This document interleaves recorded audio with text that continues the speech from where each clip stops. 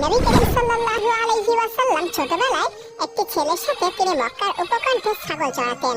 তখন তিনি সেই ছেলেকে বললেন, তুমি আমার ছাগলগুলো একটু দেখাশোনা করো। আমি মক্কায় যাই এবং সেখানে অন্যান্য যুবকের মতো যৌবন সংশ্লিষ্ট বিষয়ের কবিতা আবৃত্তির অনুষ্ঠানে যোগদান করি। সে বলল, আচ্ছা ঠিক আছে, তুমি যাও, আমি তোমার ছাগলগুলো দেখাশোনা করব। এরপরে নবী করিম সাল্লাল্লাহু আলাইহি ওয়াসাল্লাম মক্কার উদ্দেশ্যে রওনা হলেন। তিনি যখন মক্কার প্রথম ঘরের নিকটে গেলেন তখনই তার কানে কিছু বাদ্যযন্ত্রের শব্দ এলো। তিনি সেখানকার অবস্থিত একটি ব্যক্তিকে জিজ্ঞাসা করলেন, এ বাদ্য কোথা থেকে আসছে?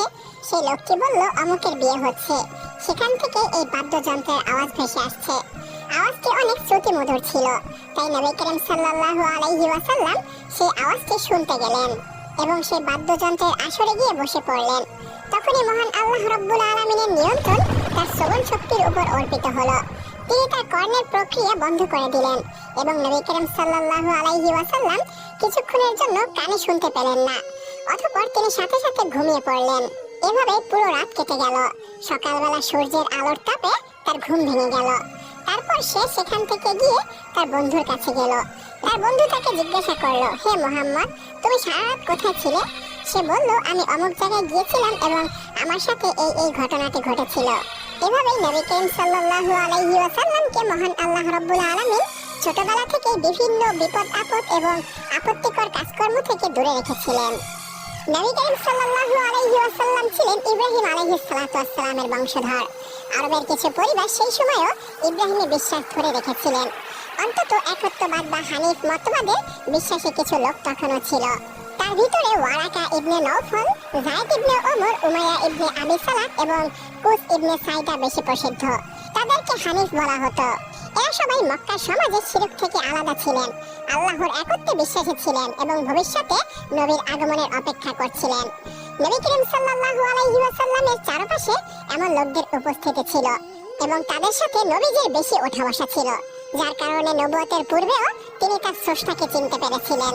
কিন্তু মক্কা এবং আশেপাশের শিরকযুক্ত অবস্থা দেখে তার অন্তর সবসময় ব্যথিত হয়ে থাকত।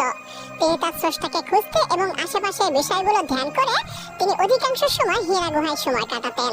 এভাবেই দিন কাটছিল। অবশেষে ফাতেমা উপনীত হলেন 5 বছর বয়সে এবং নবীজি ছিলেন 40 বছর বয়সে। তখনই সেই মহেন্দ্র খান চলে আসলো।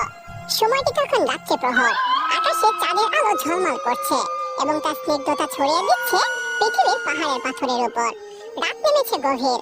এদিকে মক্কার কোলাহল, মানুষের হট্টগোল আর অন্ধকার জীবনধারা থেকে বহু দূরে বিশাল এক পাহাড় শ্রেণীর বুক চিরে মাথা উঁচু করে দাঁড়িয়ে আছে এক নিঃসঙ্গ পর্বত। তার নাম হচ্ছে জাবালে নূর, অর্থাৎ আলোর পাহাড়। আর তার চূড়ায় লুকিয়ে আছে এক ক্ষুদ্রতম গুহা, যাকে বলা হতো গারে হেরা। সেখানে নীরবতা যেন কথা বলে আর রাত যেন ধ্যানের সঙ্গে। সেই গুহার অন্ধকার কোণে নির্জনে বসেছিলেন এক মহান হৃদয়। দুনিয়ার কুসংস্কার, অবিচার আর পাপাচারের ভারে তার হৃদয় ভারাক্রান্ত। তিনি ছিলেন সত্য সন্ধানী, আত্মার মুক্তি, সৃষ্টির রহস্য এবং এক অদৃশ্য সত্তার সান্নিধ্য খুঁজছিলেন দিনের পর দিন, রাতের পর রাত। এই ব্যক্তি আর কেউ নন, আল্লাহর প্রিয় হাবিব, আমাদের প্রিয় নবী মুহাম্মদ মুস্তাফা সাল্লাল্লাহু আলাইহি ওয়াসাল্লাম। রাত্রিটি অনেক গভীর এবং রমজানের রহস্যময় রাত। আকাশে অসংখ্য নক্ষত্র ঝিকিমিকি করছিল। পর্বতমালা যেন চাঁদের হালকা আলোয় ধোয়া ধোয়া। মুহাম্মদ সাল্লাল্লাহু আলাইহি ওয়াসাল্লাম গভীর ধ্যানে নিমগ্ন। নিঃশব্দে বসে আছেন, চারপাশ নিস্তব্ধ, চারদিকে স্নিগ্ধতার ছোঁয়া, কিন্তু তার অন্তর প্রার্থনার শব্দে সব দিকটাই মুখর।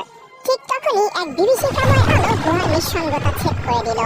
একটি অবর্ণনীয় সত্তা, আকাশের নক্ষত্রের থেকেও সে উজ্জ্বল ছিল, মানুষের রূপে তার সামনে দাঁড়িয়ে গেলেন।